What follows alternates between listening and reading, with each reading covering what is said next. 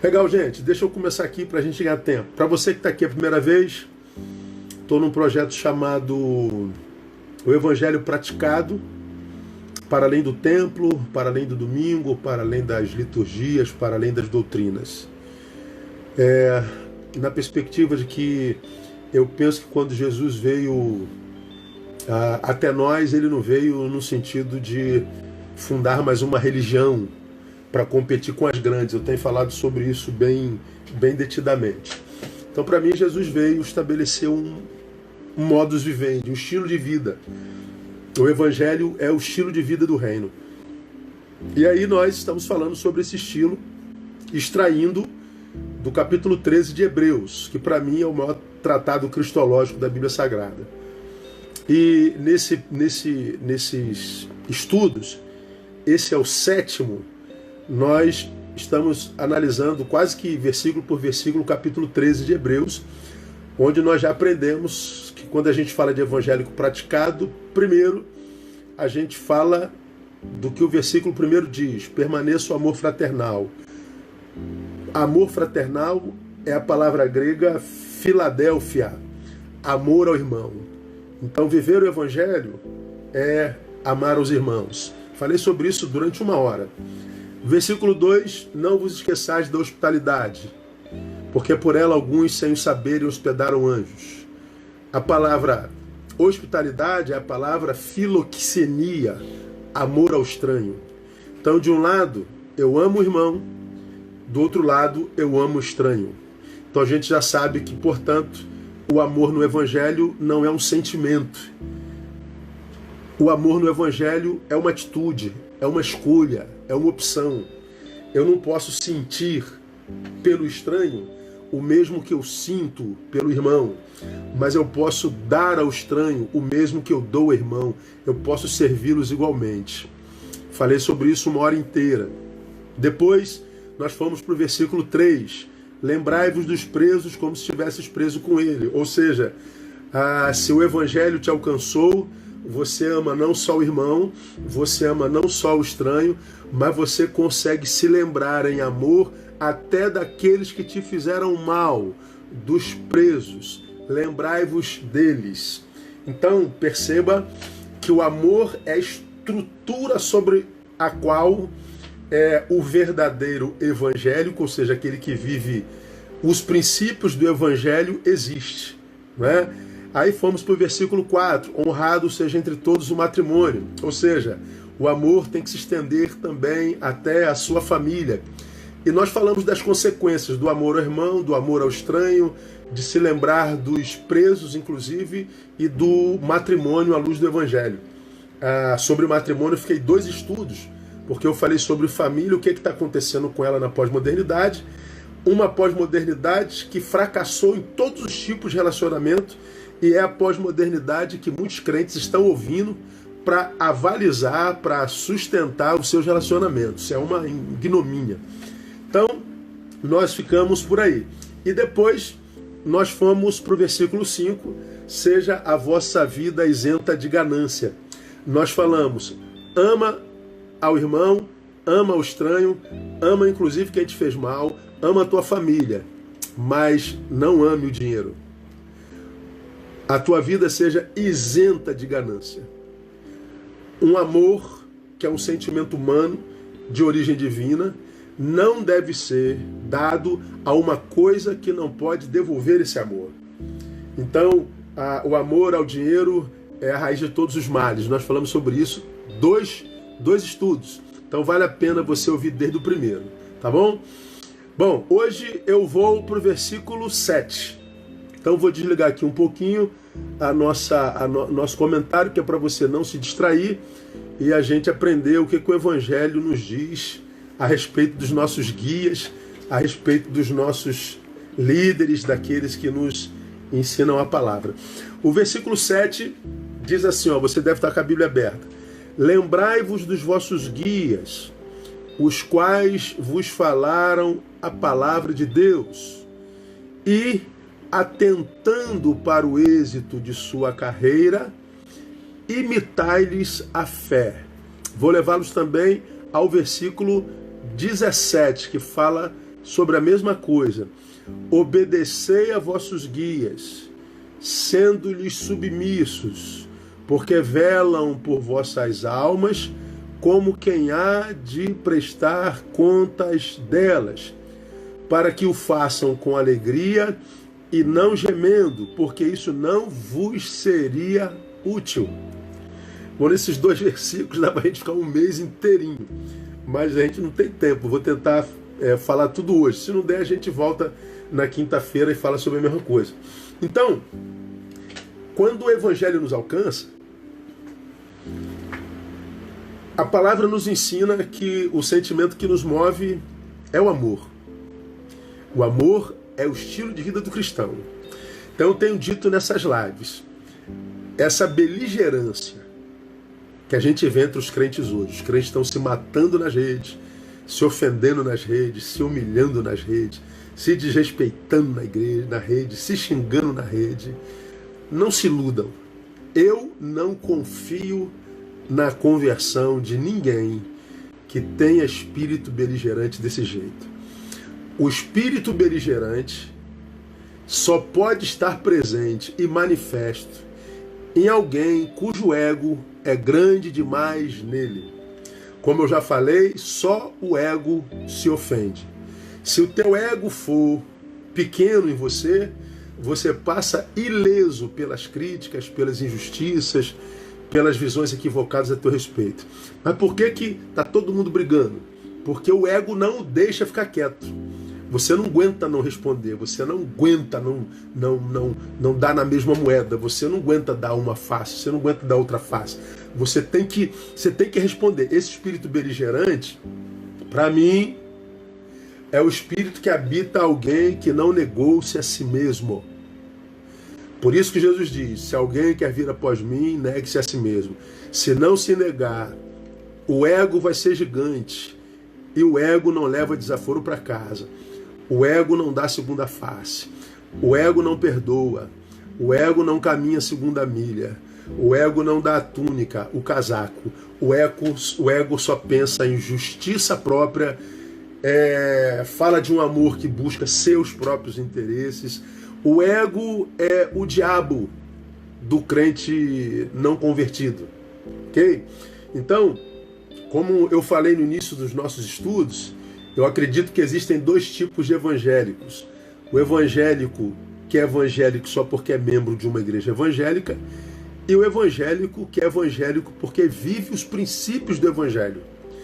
Os que vivem o princípio do evangelho, vivem esses princípios que eu estou passando para vocês aqui nessas lives.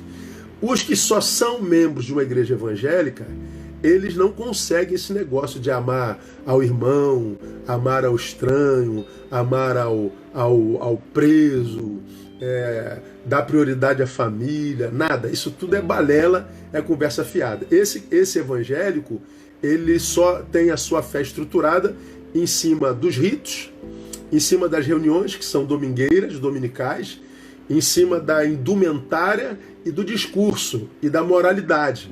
Mas não é o amor a marca da sua vida. Quem vive no seu entorno, quem o conhece, não diz que a marca dele é o amor, não diz que a marca dele é solidariedade, não diz que a marca dele é a humanidade saudável. Ele é o religioso beligerante. Não tem jeito. Então, eu não me iludo com evangélicos, mas nem de longe. Por isso, talvez depois de 30 anos eu esteja tão saudável na minha alma, no meu afeto, no meu corpo, porque as minhas ilusões foram retiradas de mim, graças a Deus, muito cedo. Então eu não tenho ilusão, não faço projeções sobre a vida alheia, sobre a fé alheia, sobre religiosos ou não religiosos. Eu só analiso frutos e pronto. E por causa disso eu escolho muito bem com quem eu sento à mesa, com quem eu me relaciono, né? Seres humanos me encantam. Seres humanos atraem meu coração. Religiosos, não. Os religiosos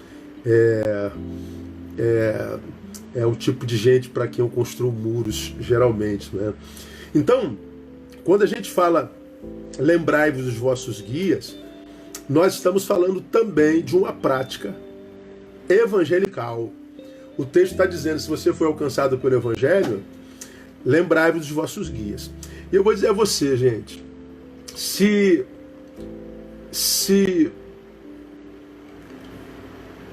há uma figura que hoje é contestada, questionada pela sociedade, essa figura é do pastor, né? Fala a verdade.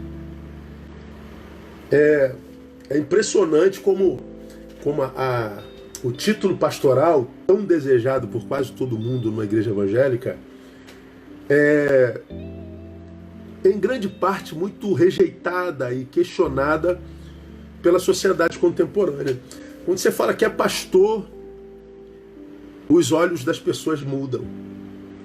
Eu me lembro que alguns anos atrás, a Organização Mundial da Juventude, a OMG,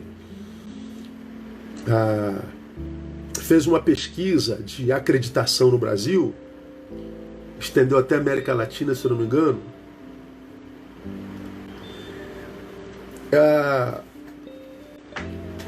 perguntando quais as profissões que têm mais credibilidade no Brasil, que tem a acreditação mais alta. Bom, a mais alta foi bombeiro, como sempre, e depois médicos. Agora as religiões com menor número de acreditação: pastor, político e polícia. Então, a figura do líder religioso está entre as menos acreditadas pela sociedade contemporânea. Então, só uma figura que é questionada na sociedade é do líder religioso, principalmente evangélico. E, de certa forma, eu acho até que nós merecemos tal questionamento.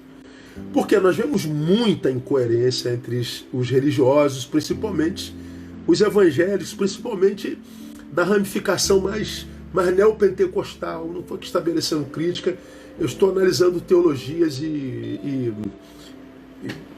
frutos. Eu vou mostrar um vídeo para vocês que me mandaram agora há pouco, como tá publicado aí nas redes, e não vou botar nome, não vou botar nada, é só para você ver. Deixa eu só dar um conselho a você, e eu falo isso sem medo. Uma postura de um pastor evangélico falando sobre depressão. Nós tivemos setembro amarelo. Nós somos o 8º país em suicídio no planeta. E a depressão é a doença mais presente naquele que foi vitimizado pelo suicídio.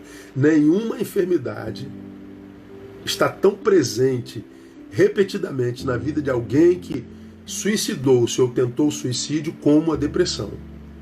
Aí você pega um pastor evangélico que vai para a TV em setembro e faz uma coisa dessa aqui, ó. Vamos ver se vai dar para vocês verem. Deixa eu botar aqui.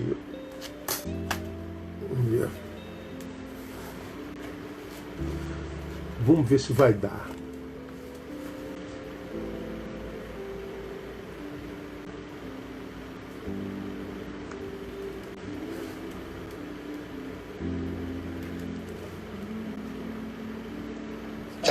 Deixa eu só dar um conselho a você, e eu falo isso sem medo. Eu olhando aqui, olhando a câmera aqui, ó. Olhando aqui, ó. Eu falo aqui, ó, com psiquiatra, psicólogo e psicanalista. Se você me trouxer uma pessoa curada de depressão com remédio, eu pego essa Bíblia e queimo ela. Eu queimo a Bíblia. Queimo a Bíblia e jogo na privada. Porque depressão não se cura com médico e nem com remédio. Só se cura com isso aqui. Porque a depressão é na alma. Vou abrir aqui um pouquinho. Me digam vocês aí se deu para vocês verem. Deu para ouvir e ver? Me digam aí. Respondam aí rapidinho.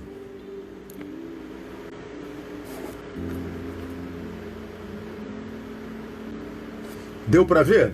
Deu, Lando? Deu para ouvir, Thaís? Deu, né? Então deu. Acho que deu para ouvir perfeitamente? Andressa. Ah, então tá. Então todos viram. Então, que legal. Obrigado aí pela resposta. Estou fechando de novo. Esse é um pastor evangélico que desconhece totalmente as funções biológicas de um corpo criado pelo Deus que ele prega. A depressão não é só uma doença na alma. Ela é uma doença nos afetos, nas emoções, que atingem a alma e atingem o bios.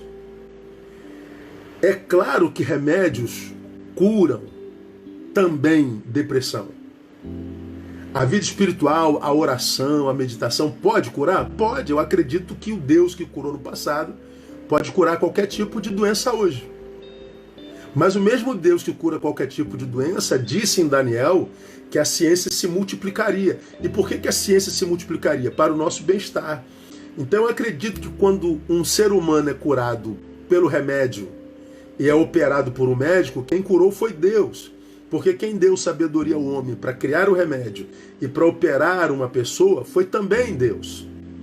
Então dele existimos, nos movemos, nele somos. O homem não pode receber coisa alguma que não for dada do céu. E o que vem do céu, Deus não manda só através da oração, através da igreja. Manda através da medicina, manda através da amizade, manda através da terapia, manda através da boa alimentação, manda através do bom sono, manda através dos bons relacionamentos. Agora, quando a sociedade secular ouve líderes evangélicos falando uma coisa dessa, eles acreditam que todos nós somos assim. Todos nós somos assim. Nós temos pastores evangélicos no Brasil que vivem em cima da indústria do milagre, mandando gente que tem câncer parar de tomar remédio. E um sem número de gente morre porque parou de tomar remédio. E é uma covardia, porque se a pessoa morre porque parou de tomar remédio, quando a família vai repreender, ele diz, foi você que não teve fé. Isso é desonestidade. Então, quando eu falo que a figura do líder religioso ela é questionada hoje, é questionada porque em grande escala, entre nós há muita incoerência. Nós estamos no século XXI, na era da informação, vivendo uma revolução tecnológica, nós estamos no meio dela, e ainda tem líder espiritual dizendo que a letra mata, não incentivando as suas ovelhas a estudarem, porque se estuda se afasta do evangelho. Então dizer que estudar me afasta do evangelho é reduzir o evangelho a uma coisa muito insignificante. Não é exaltar o estudo, é reduzir o valor do evangelho. Então, quando a Bíblia diz que a letra mata, nada tem a ver com estudo, nada, mas nada, não tem nada a ver com nada. Tem a ver com as alianças que Deus fez com o seu povo desde sempre, desde da edêmica, a adâmica, a noética, a mosaica, tantas outras alianças que Deus fez no papel que não vigoraram. Então, é muito mais do que isso. Então, essa nossa incoerência gera muita descredibilidade na figura do sacerdote, na figura do pastor. Infelizmente, quando a gente anda pelas academias, pelas universidades, o que a gente percebe é que na academia eles pensam que o planeta evangélico é um planeta no qual não há vida inteligente. Há muita gente na academia e fora dela que acredita que no planeta evangélico não tem vida inteligente, o que é um equívoco. Há muita gente inteligente, há muitos intelectuais, há muita gente competente, mas nem sempre essas pessoas aparecem. E como a formação do líder espiritual hoje é muito banalizada, qualquer um se torna pastor, porque qualquer um consegue seguidores, botou 2, 3, ele diz que é pastor e por aí vai. Pessoas que estão com a própria vida completamente desorganizada, com um monte de áreas por serem tratadas, conseguem seguidores. O povo segue qualquer um, lamentavelmente. E os prejudicados são eles mesmos. Bom, essa é uma realidade atual Todavia, a Bíblia diz que os nossos líderes espirituais têm seu valor e eles têm seu lugar no projeto de Deus desde sempre. Quando Israel se afastou de Deus, num período pré-exílico, Deus adverte o seu povo através de alguns profetas, entre eles Jeremias, Oséias e entre outros, e avisa que o povo, porque se prostituiu espiritualmente, abandonou a Deus para adorar outros deuses, esse povo iria para o cativeiro. Mas depois de 70 anos esse povo sairia do cativeiro.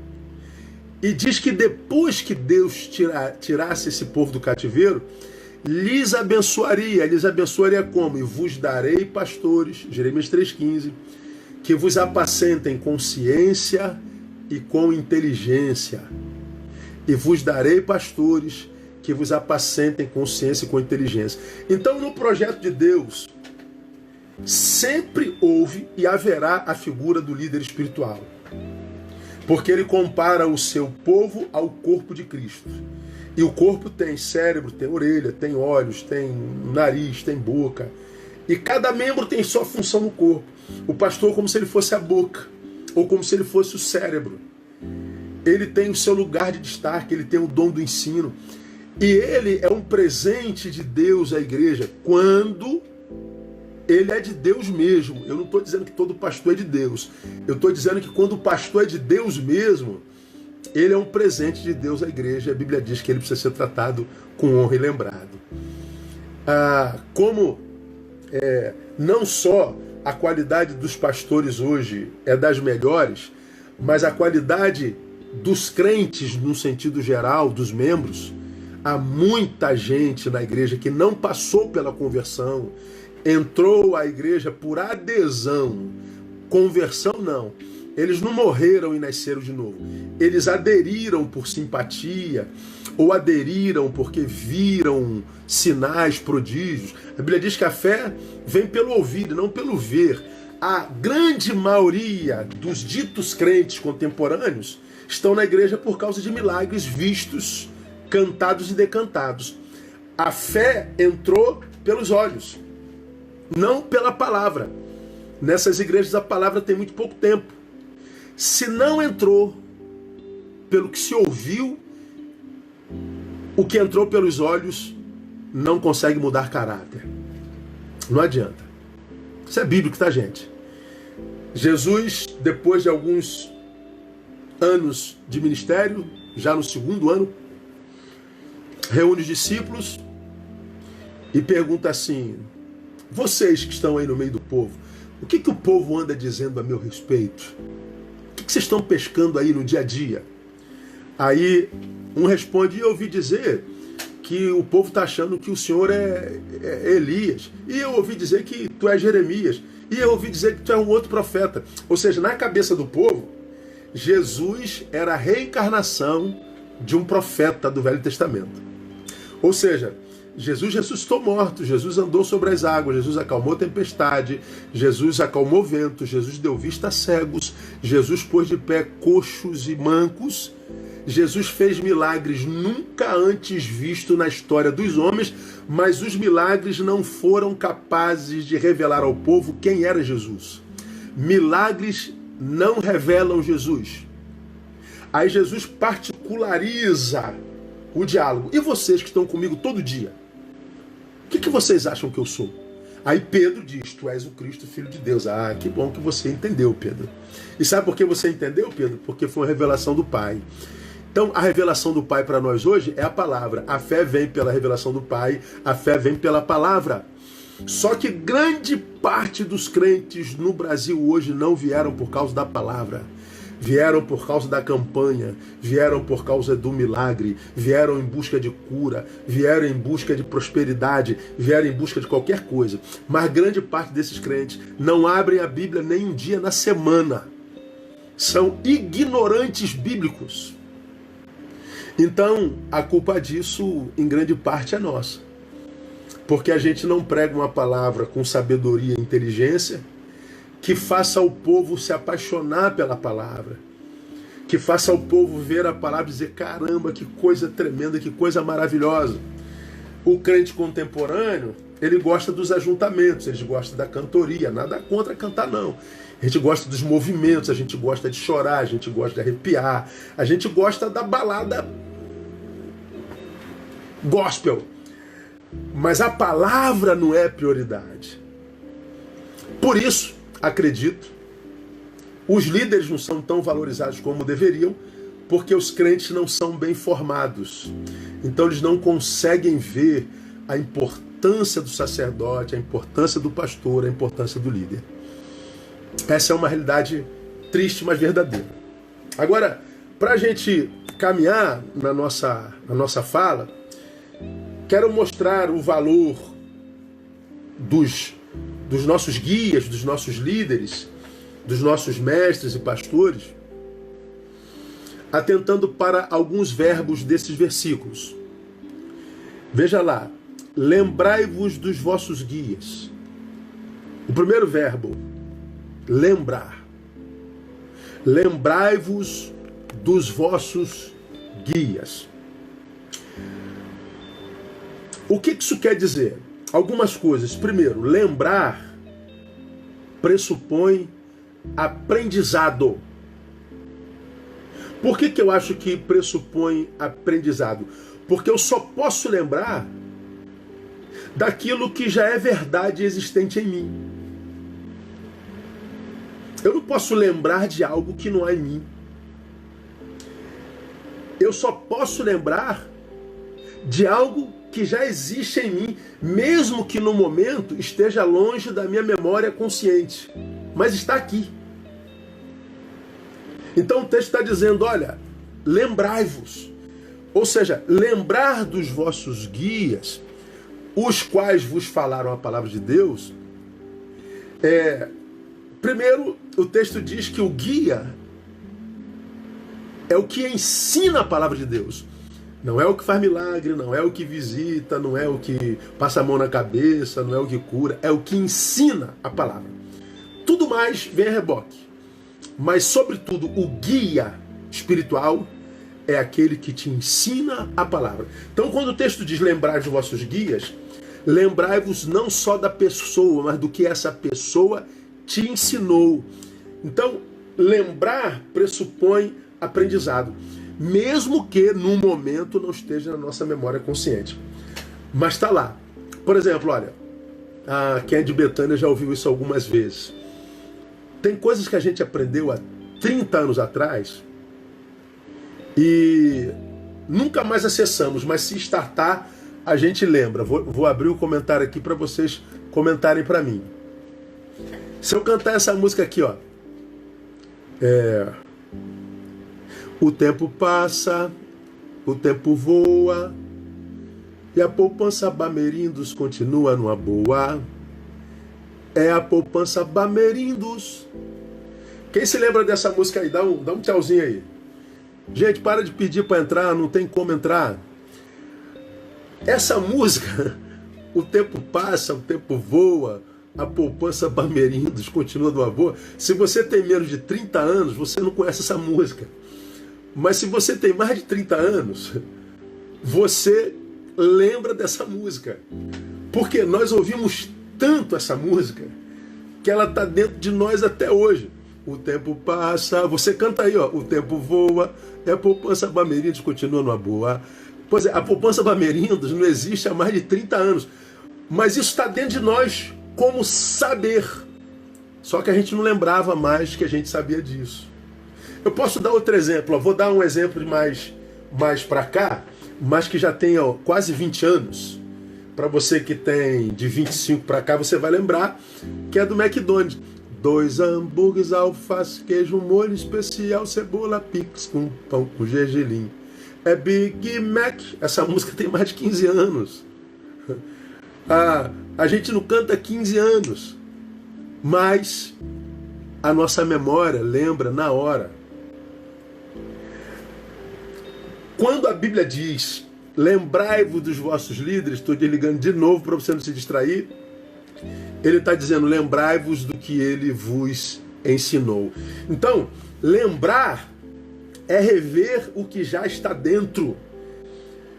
Lembrar é fazer subir o elevador do inconsciente para o consciente, do que já nos foi ministrado. Portanto, para a gente lembrar, requer-se reflexão. O que o texto está dizendo é o seguinte, olha só. Se você foi alcançado pelo Evangelho, você é alguém que não desperdiça saberes. Você é alguém que vai se lembrar do guia que te ensinou a palavra e da palavra que te ensinou o seu guia. Portanto, se o sujeito é evangélico de verdade, ele não vira dependente do guia, porque esse guia lhe ensinou a palavra. Ele amadurece para bancar a própria vida na palavra. Ele amadurece para gestar a própria vida na palavra. O verdadeiro mestre, ele não cria discípulos para si, ele cria discípulos para o mundo. O professor não ensina o aluno e guarda no bolso. Ensina o aluno e diz, vai embora. O líder espiritual é a mesma coisa.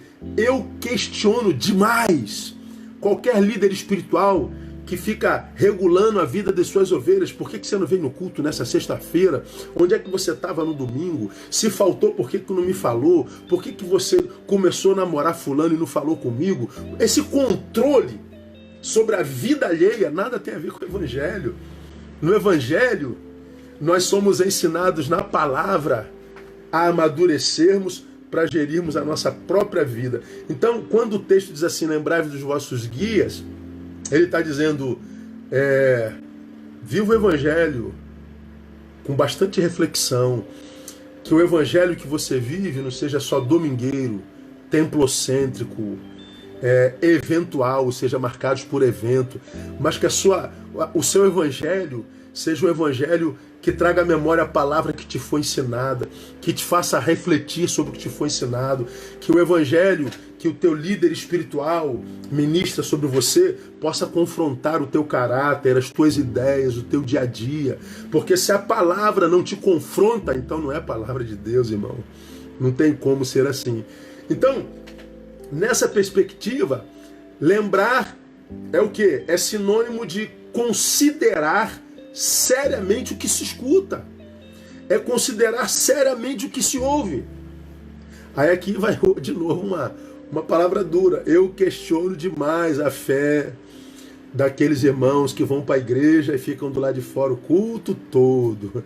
Eu questiono demais a fé dos músicos e instrumentistas que quando acaba o louvor vão para a cantina e ficam até o final do culto. Eu questiono demais os diáconos que, na desculpa de estar de plantão, não ouvem uma palavra o mês todo.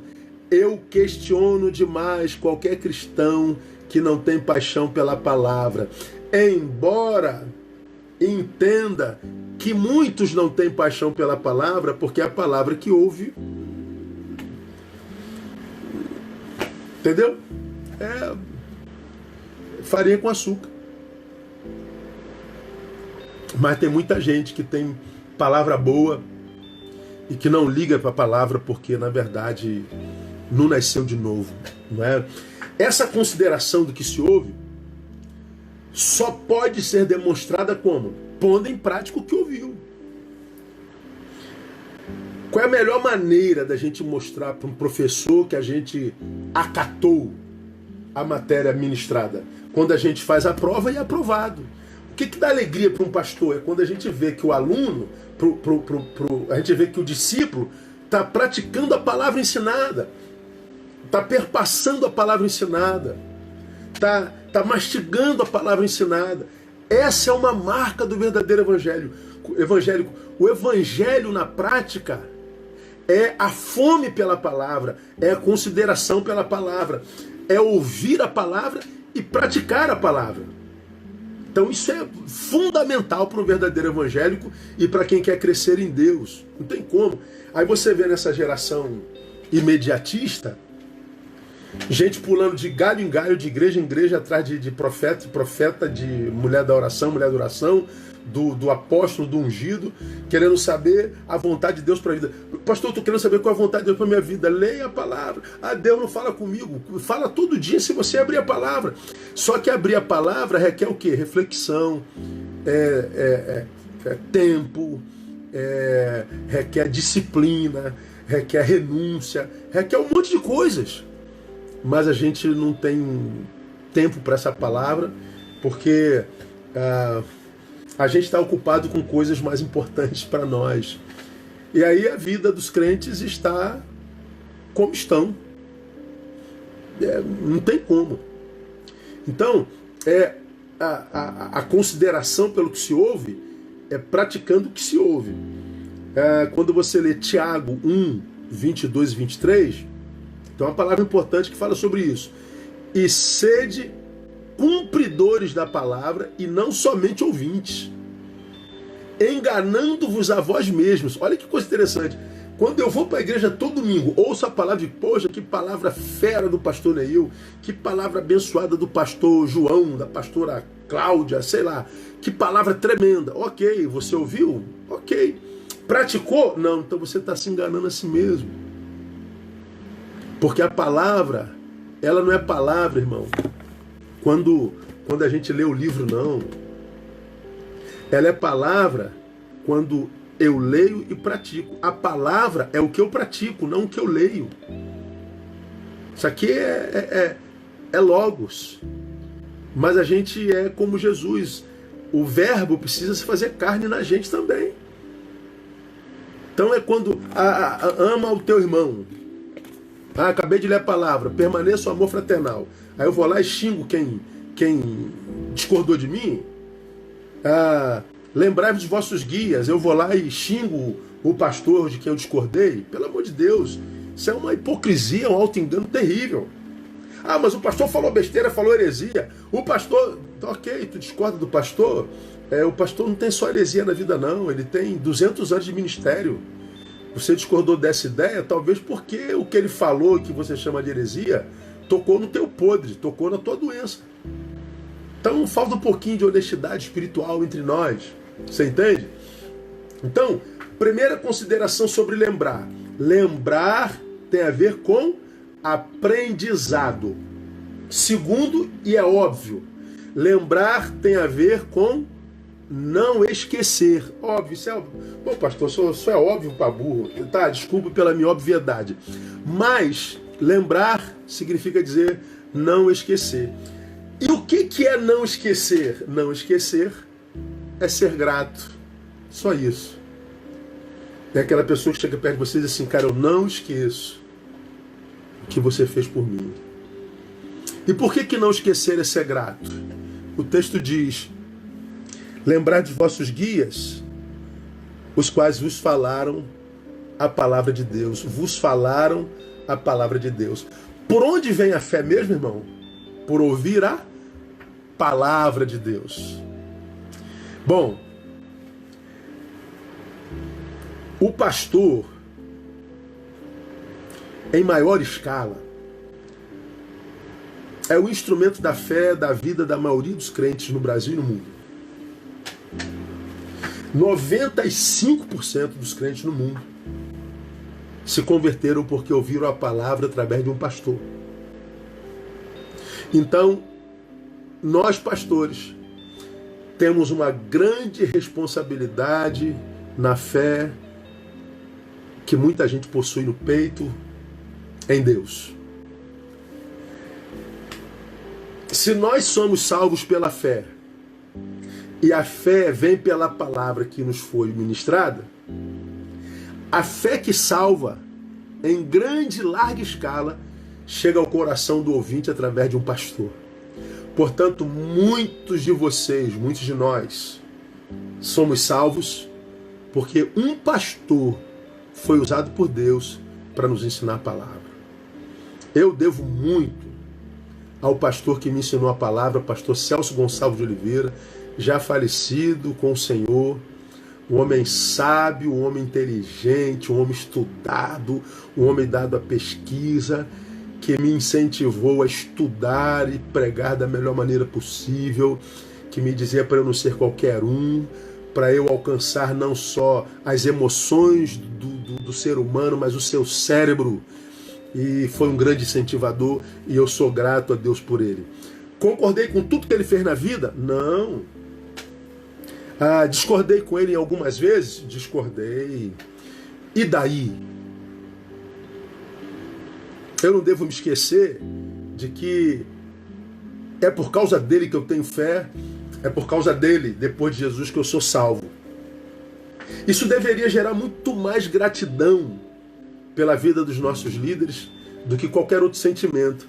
Muitos preferem nutrir pelo pastor amarguras. A gente ouve com muita frequência: estou muito triste com o meu pastor, estou muito magoado com o meu pastor, eu estou irado com o pastor fulano de tal, eu odeio fulano de tal. Ok, isso é muito comum, mas é muito difícil entre os crentes a gente ouvir: pô, sou muito grato pela vida do pastor tal.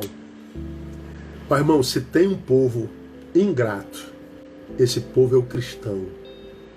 É muito raro nós ouvirmos um muito obrigado, é muito raro. Claro que a gente ouve, mas é muito raro. A propósito, você alguma vez chegou perto do seu pastor e disse: pastor, eu quero agradecer por sua vida? Alguma vez você deu um abraço de gratidão no seu pastor? Alguma vez você deu um bombom de gratidão? Pastor, um bombom de gratidão ao Senhor. Mas já espalhou que está magoado com ele, já espalhou na rede que você está triste com ele, já comentou para todo mundo que ele não vale nada? Isso é muito comum, né? Aliás, a cultura evangélica, ela é tão negativa que quando no meio evangélico você fala mal de um pastor, ninguém te repreende, não. Você fala mal desse pastor, fala mal daquele pastor, e nesse crente pós-moderno, nos crentes progressistas de hoje, né? Qualquer figura de autoridade é inimiga, não é só do pastor, qualquer um é inimiga. E dos pastores não seria diferente, principalmente se ele não pensa igual a eles. Então é pancadaria o tempo todo, a gente é criticado o tempo inteirinho, o tempo todo. Agora, quando a gente é criticado, quando a gente fala mal de um líder espiritual, quando a gente, às vezes mentindo a respeito dele, fala mal, ninguém diz nada. Agora, se você fala assim no meio evangélico: cara, eu amo muito meu pastor, cara, eu admiro muito meu pastor, cara, eu sou muito fã do meu pastor, pô, eu amo, sou muito grato ao meu pastor, logo aparece alguém na roda e diz assim: ih, ó, idolatria, hein? Você está idolatrando demais seu pastor. Ou seja, quando você ama, você é reprimido. Mas quando você fala mal, ninguém reprime. Quando você fala mal, você não se sente mal. Mas quando você vai falar bem, vai elogiar um pastor, geralmente quando fazem isso comigo, dizem assim: pastor, não estou querendo idolatrar não, eu sei que o senhor não precisa disso, mas eu gosto muito da forma como o senhor prega. A pessoa, antes de fazer um carinho, antes de dar um beijo, ele primeiro justifica o beijo, ele primeiro justifica o carinho. Por quê? Porque não é nossa cultura amar, não é nossa cultura agradecer, não é nossa cultura reconhecer, não é nossa cultura dar honra a quem honra. Lamentavelmente. Lamentavelmente. Pois bem, lembrar dos vossos guias é não esquecer. É trazer à memória o que ele já te fez. A Bíblia diz que devemos ser gratos. Ó, só falta 10 minutos, acredita? Passa rápido, né? A Bíblia diz que nós devemos ser gratos. Colossenses 3, de 15 a 17, diz assim, presta atenção: e a paz de Cristo, para a qual também fostes chamados em um corpo, domine em vossos corações e sede agradecidos. Não é uma sugestão, não é uma opinião, é um imperativo. Ser agradecido é uma ordem. O versículo 16 diz: a palavra de Cristo habite em vós ricamente, em toda sabedoria. Ensinai-vos e admoestai-vos uns aos outros com salmos, hinos e cânticos espirituais, louvando a Deus com gratidão em vossos corações. E tudo quanto fizerdes, por palavras ou por obras, fazei em nome do Senhor Jesus, dando por ele graças a Deus Pai. O texto está dizendo gratidão, gratidão, gratidão, gratidão, gratidão e gratidão. Então, se você não é grato, dificilmente o Evangelho é de fato entronizado em você. O verdadeiro cristão, ele é grato, irmão. Ele dá graça por tudo. A gratidão é o estilo de vida. E, sobretudo, por aquele que lhe ajudou a conhecer a palavra. Mas a Bíblia diz também que a ingratidão seria uma das marcas do homem do tempo do fim. A gratidão é uma ordem, mas a Bíblia diz, por se multiplicar a iniquidade, o amor de muitos esfriará. E se esfriou o amor, a ingratidão brota, não tem jeito. 2 Timóteo 3:2, 2 Timóteo capítulo 3 é uma biografia do homem do tempo do fim. Você quer saber como vai ser a sociedade do tempo do fim? Leia 2 Timóteo capítulo 3, depois você lê aí. Você vai ver que é exata, parece que ele escreveu hoje de manhã falando sobre a sociedade brasileira. E uma das marcas está assim, ó, a partir do versículo 2. Pois os homens serão amantes de si mesmos, gananciosos, presunçosos, soberbos, blasfemos, desobedientes a seus pais, ingratos, ímpios. Então a ingratidão seria uma das marcas do homem do tempo do fim. Triste, né? Tomara que essa marca não habite você, porque a gratidão, ela vem da mesma raiz da palavra graça. A palavra graça é a palavra caris. A palavra gratidão é a palavra cariti. Então qualquer um que está debaixo da graça, da caris, é cariti. Todo mundo que está debaixo da caris é cariti. Todo mundo que está debaixo da graça é grato. E eu acho que o primeiro fruto de quem saiu debaixo da graça é ingratidão. Ele deixa de ser cariti. E para a gente terminar hoje, a gente volta na quinta-feira. Lembrar significa não só não esquecer, não só relembrar o aprendizado, como lembrar tem a ver também com honra, pressupõe honra. Lembrai-vos dos vossos guias, os quais lhes falaram a palavra de Deus. Então lembrar de quem lhe ministrou a palavra e dizer, honre esse alguém. Honrar é fazer participante de nossas vitórias. Se você reconhece naquele que te apresentou a palavra alguém que te abençoa, abençoe-o também. Faça um agrado para esse homem. Dá um presente para ele. Paga um almoço para ele. Dá uma camisa para ele. Dá um bombom para ele. Faça um agrado a ele. Materialize o seu amor. Poxa, ontem eu recebi um e-mail de um irmão que deve estar aqui me ouvindo. Falou, pastor, eu queria abençoar o senhor de alguma forma. O senhor está falando das telhas lá do tabernáculo, mas eu não quero dar para as telhas, eu quero abençoar o irmão. Aí ele me mandou um presente que eu fiquei assim, boquiaberto. Eu falei, poxa, meu irmão, muito obrigado pela materialização do seu amor. E que Deus te mantenha com esse coração generoso, porque é o coração generoso, a alma generosa, essa prosperará, diz a palavra. Então, lembrar dos guias é fazer ele partícipe daquilo que, através do que ele ministrou na sua vida, retribuir com a mesma proporção.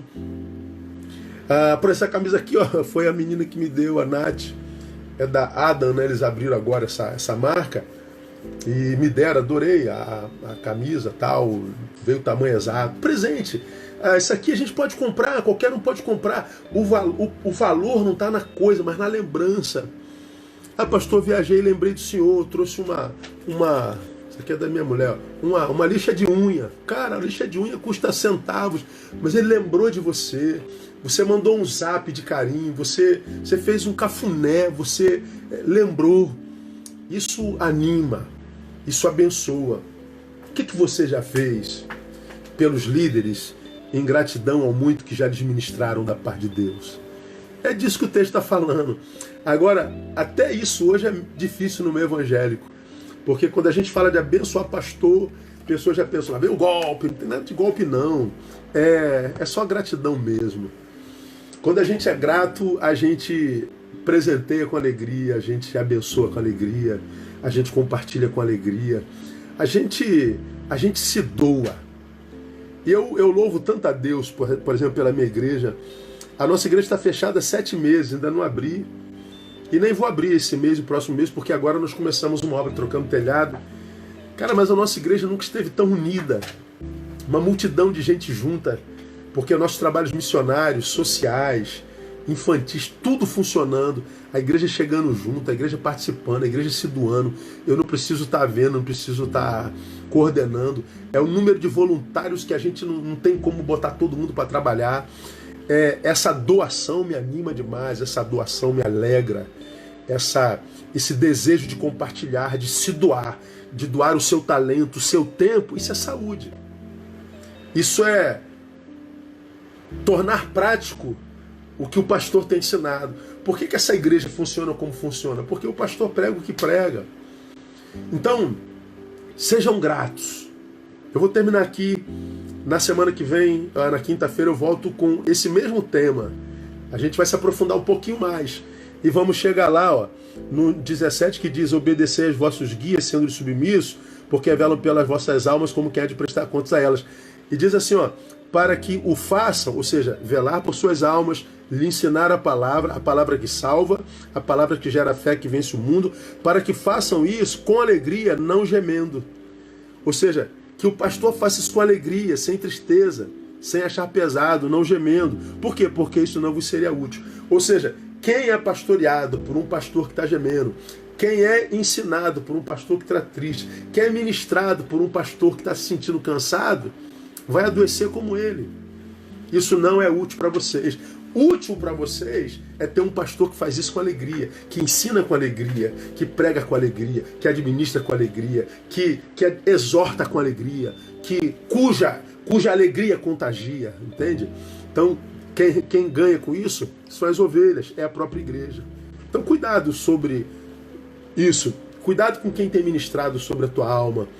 Cuidado com quem você faz teu mestre.